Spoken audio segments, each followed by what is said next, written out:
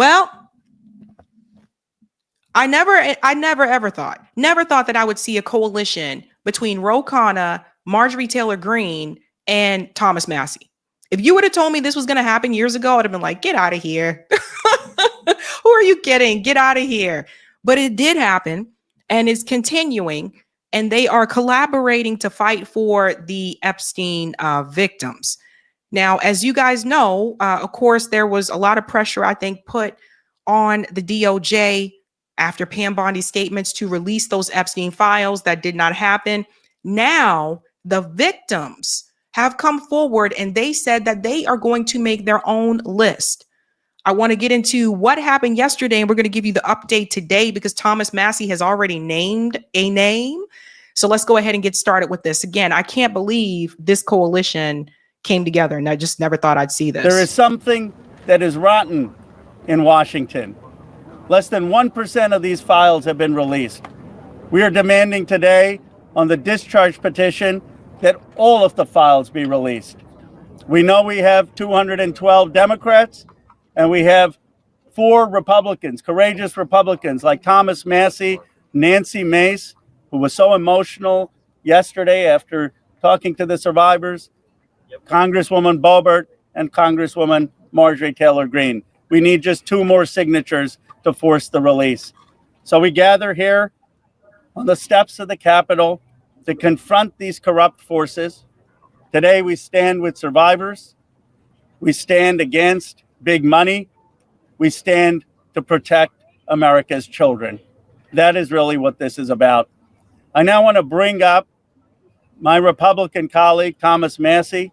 He has shown so much courage, so much leadership.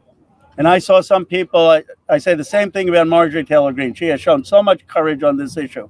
I saw some people when I was coming here calling her names. We've got to stop that. We've got to stop the partisanship on this issue. This is an issue where they both have shown real courage and leadership, and I appreciate them joining us today. I never thought I would see this, you guys. Like, I'm really just like, I think people can learn something from this. Ro Khanna referred to Thomas Massie as his colleague, you know, not like hateful, like no hateful comments or anything like that. Marjorie Taylor Greene, like, he stood up for her, defended her because people have been attacking her because she's on the right side of this issue.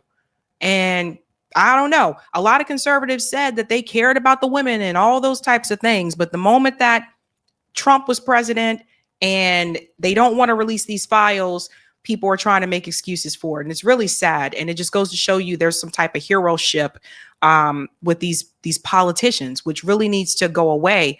But I never thought that I would see this. So Thomas Massie comes up, and then I think MTG is after him. Congressman Massie.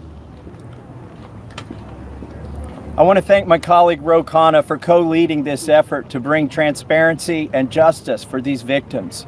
I hope my colleagues are watching this press conference.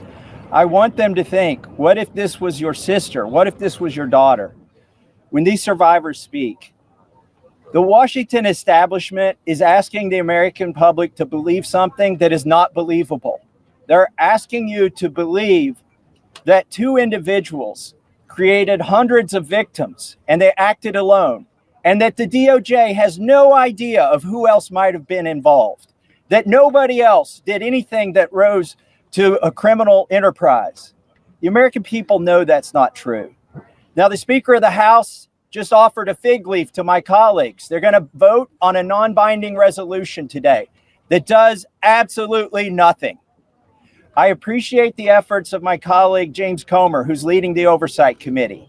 They may find some information, but they're allowing the DOJ to curate all of the information that the DOJ is giving them. If you've looked at the pages they've released so far, they're heavily redacted. Some pages are entirely redacted. And 97% of this is already in the public domain.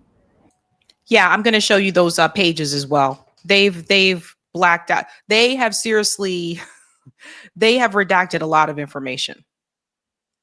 So I'm calling on my colleagues, be one of the next 2 who sponsors this discharge petition. I think it's shameful that this has been called a hoax. Hopefully today, we can clear that up. This is not a hoax. This is real. There are real survivors. There are real victims to this criminal enterprise. And the perpetrators are being protected because they're rich and powerful and political donors to the establishment here in Washington, D.C. There it is. So today we're standing with these survivors. We're giving them a voice.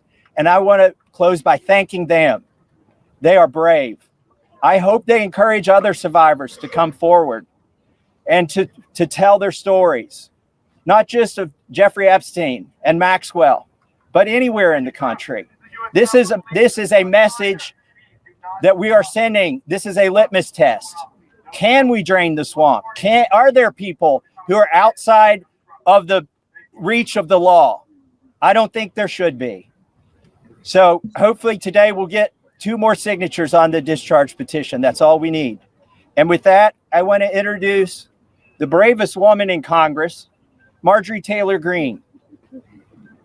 I find it interesting that the 3 Republican co-sponsors are women.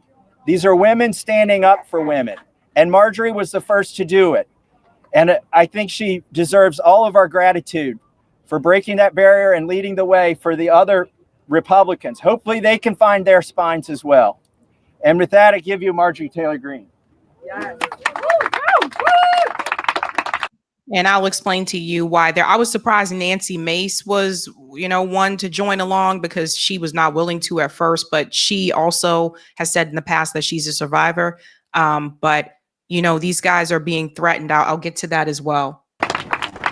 Good morning. This is my 5th year in Congress, and this is the largest press conference that I've seen since I've been here. And this is because this is an issue that matters so much to Americans. This is an issue that doesn't have political boundaries. It's an issue that Republicans and Democrats should never fight about. As a matter of fact, it's such an important issue that it should bring us all together. It's grieved me to watch the arguments and debates take place among my colleagues and even the administration. I think this is something that was worth fighting for. You see, the women behind me are going to tell you stories that you've never heard before. These are unimaginable horrors that they've lived with for their entire lives since they were very, very young. But these are also similar stories that many children, teenagers, women, and even men are enduring nightmares right now as we speak. You see, these women have been fighting since the 1990s. I heard one woman tell us yesterday since 1996. And they have carried with them shame. But I want to tell you something. The shame does not fall on these brave, courageous women.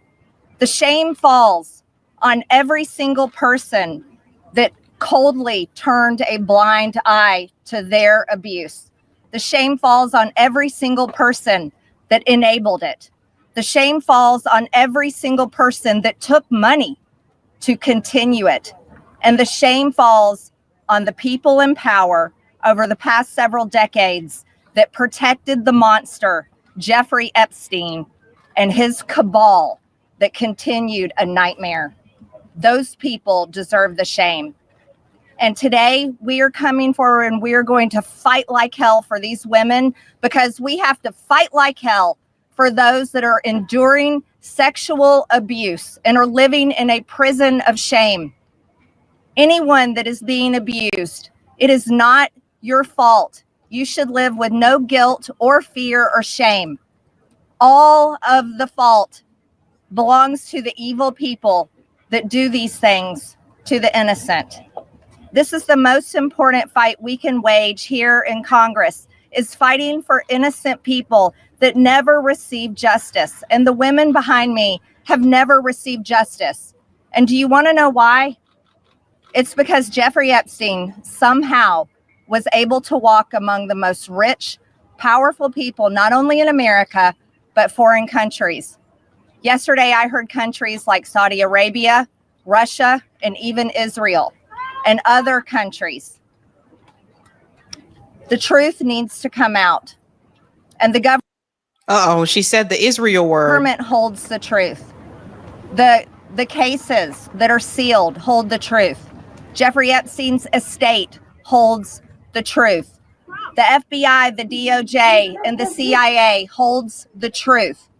And the truth we are demanding come out on behalf of these women, but also as a strong message to every innocent child, teenager, woman, and man that is being held captive in abuse. This should never happen in America, and it should never be a political issue that divides us. And I want to thank Ro Khanna and Thomas Massie for doing something brave, crossing political boundaries for a very important fight. And I'm honored to join both of them. And I'm honored that Nancy Mace and Lauren Boebert signed the discharge petition along with myself.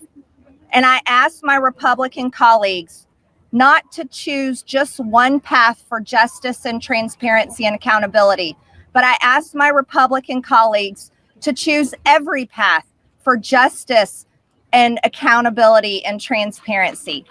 And with that, I'd like to bring back Congressman Ro Khanna to start this important press conference. So that was the gist of what happened there. There's a couple of things I do want to highlight as well.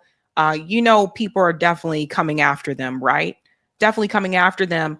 One of the victims said this yesterday. This is the one that has put a lot of people on alert. Hi there. My name is Lisa Phillips, and I'm the host of a award-nominated podcast called From Now On, a platform supporting survivors.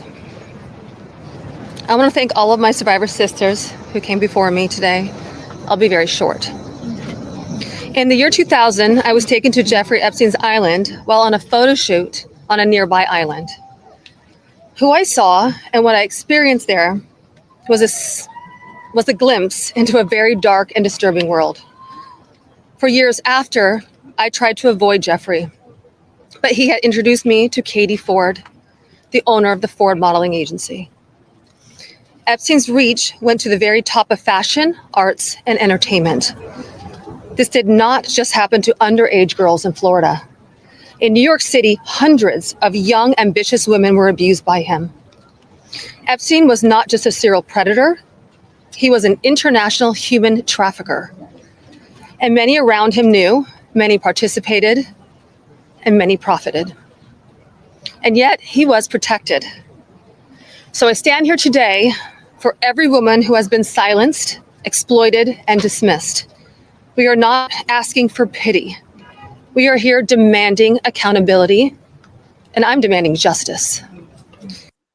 The modeling agencies, when you're hearing a lot of this, you know what it makes us realize, and like also reading Whitney Webb's articles, it makes us realize these modeling agencies, and we can't say all of them, but some of these modeling agencies were basically just sex trafficking companies.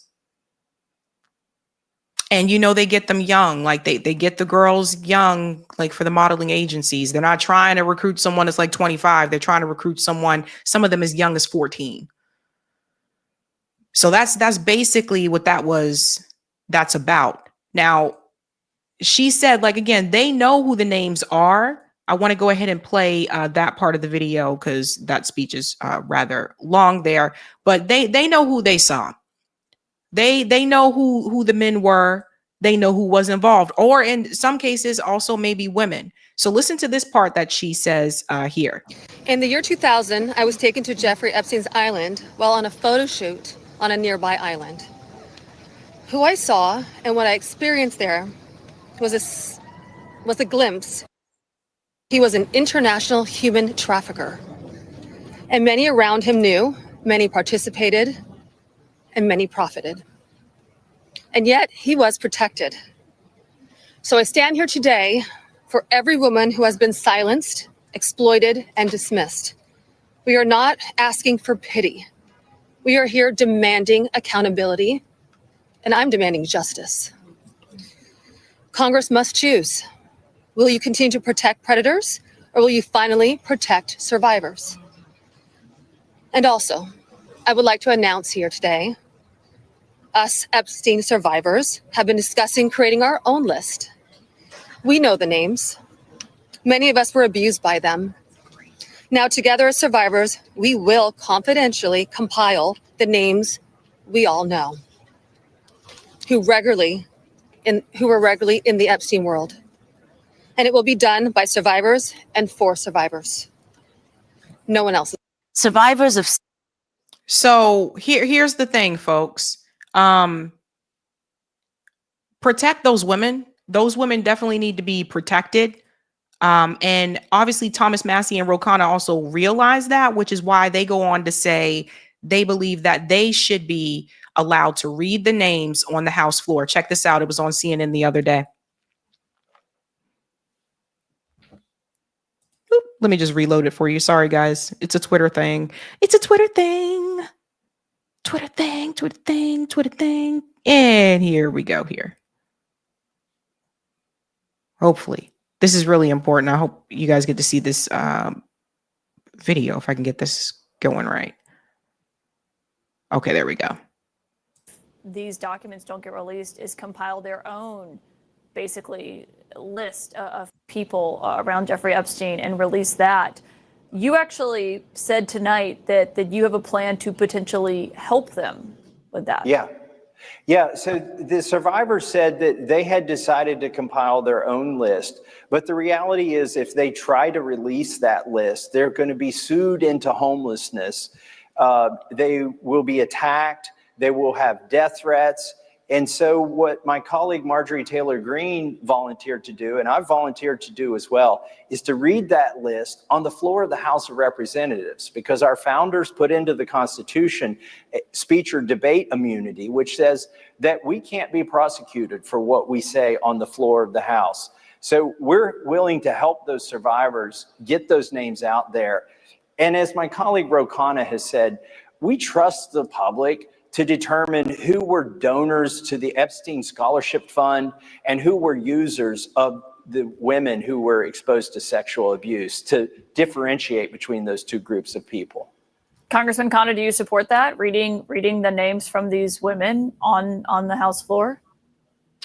I do, but I don't think it needs to come to that. I mean, there shouldn't be burdened to have to come up with the list. You know, one of the things that struck me is some of the survivors said that they themselves had not seen the files. One person pleaded with America saying she wants to try to understand her own memories and she wants to see these files to be able to piece that together.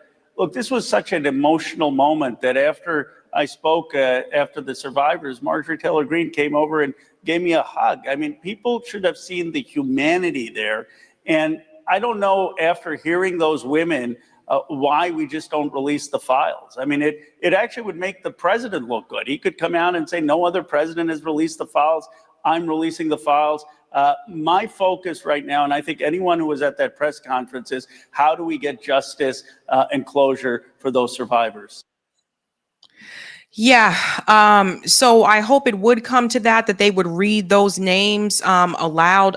Thomas Massie did go ahead and mention one name that was earlier today. Let me go ahead and share this one. Mario said, breaking, Representative Thomas Massie just dropped a bomb. He named one of the billionaires. So listen to this one. Oh, Twitter, you're so annoying with me today. Twitter, you working my nerve. Like my mom used to say, you are working my nerve. $2 million of ads in my district since I started this effort. His name is John Paulson. He's a hedge fund, one of the billionaires who's running $2 million of ads in my district since I started this effort. His name is John Paulson. He's a hedge fund manager and a major donor to the Republican Party, a major donor to the Speaker of the House, a major donor to the president's campaign, and he's in Epstein's Black Book. Now that's public, but that's indicative of the types of people who may be implicated or just embarrassed by a release of a completely release. One of the billionaires. So did you guys hear that? So one of the billionaires that is attacking him, his campaign, Thomas Massie, also just happens to be mentioned or listed in Epstein's Black Book. Okay, so his name is John Paulson. And I think I saw someone shared, let me see if it's still here. And for some reason, Twitter videos today have not been syncing up with the mouth. That's him right there. John Paulson. So he mentioned him. You know, they're really coming after Thomas Massie. And another thing that was mentioned too is this issue with Les Wexner. Remember, he's the owner of Victoria's Secret. He's another one whose name is being mentioned. And they brought up something during this press conference that I think is very important. Very, really good question. Why the hell isn't Les Wexner? Why isn't he prosecuted? Why isn't he being questioned? I mean, this is the guy who gave Jeffrey Epstein the money. So listen to this. They do bring this up during the conference as well. Do any of today's survivors speaking, did anybody here ever have any connection or interaction with Epstein's alleged financier, Leslie Wexner? No. You want to address Well, I just want to say one thing that's very clear when people say, you know, please share names. There are names that are very well known, like that of Les Wexner, who everyone knows supplied an enormous amount of Epstein's, you know, financial wealth and allowed this operation to happen. So it's, I think, confusing to many of us why there have not been more ramifications for him, and he's been seen as a victim when clearly, I believe there's more to it. Yeah. So that's a really good point. Like, nobody's bringing him in for questioning. Again, follow the money. He's the one who financed, you know, some of this, but nobody's bringing him in. Now, if you're wondering where everyone else is, Thomas Massie did speak out and say that these politicians are being threatened. The White House is threatening them, telling them, don't you say anything. Don't you speak up. That's why it's far and few, like those that are around. He mentioned this here too. This was Ford Fisher on the ground. Thomas Massie, what's some of the kickback you're getting back from your colleagues? What are some reasons why they don't want to endorse this? They're being threatened. I mean, look, I've got $2 million of ads running against me back in my district, and it's funded by 3 billionaires. One of them's in Epstein's black book. I mean, this is what happens. Your consultants, your political consultants will abandon you when the White House gets mad at you. The speaker will block all of your bills. They'll shut down your fundraising.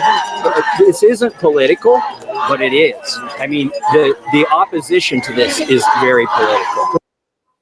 Yes, it is. So you see what's happening. So, you know, you guys have seen this. They've been coming after Thomas Massie. They've been coming after Marjorie Taylor Greene, coming after their seats. In fact, I want to show you this. Donald Trump was on Scott Jennings' radio show. Of course, it had to be this guy. It had to be Scott Jennings that he was talking to. And listen to what Donald Trump says about Thomas Massie. So we have a thing that's happening, and I do bring a unity to the Republican Party. Do you know, almost every single person I've endorsed has won. Yeah. I can't think of anyone who hasn't. If I endorse a person, they win. And I do well in the elections, too. I don't want to put that down because with the Republican Party, it's like 399-0. Think of that. And many of those are insurgents, people that I like better. You know, I didn't like a certain Republican. And, you know, we like this guy, Massie. He's going to be taken out. He's no good. He never votes. He never votes for anything, you know. It's like he's from Kentucky. He's always a no vote.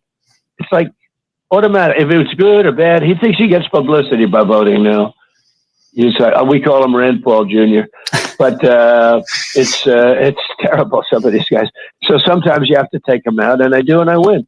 You know, it's Did you guys hear what he just said? He said, so sometimes you have to take him out.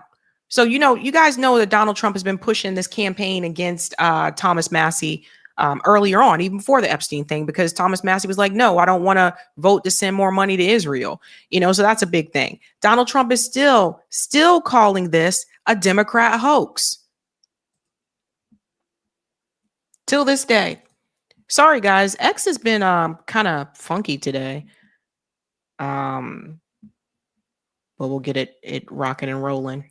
Speaking at a press conference on Capitol Hill, they're calling for these case files, these documents to be released. And Thomas Massie, who was sponsoring a discharge position to get the House to vote on releasing those documents, says he doesn't believe you're implicated in these files, but many of your friends and donors may be. And he says that's why the Justice Department is redacting them and slow walking the release?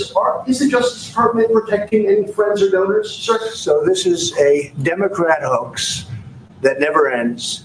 You know, it reminds me a little of the Kennedy situation. We gave him everything over and over again, more and more and more, and nobody's ever satisfied.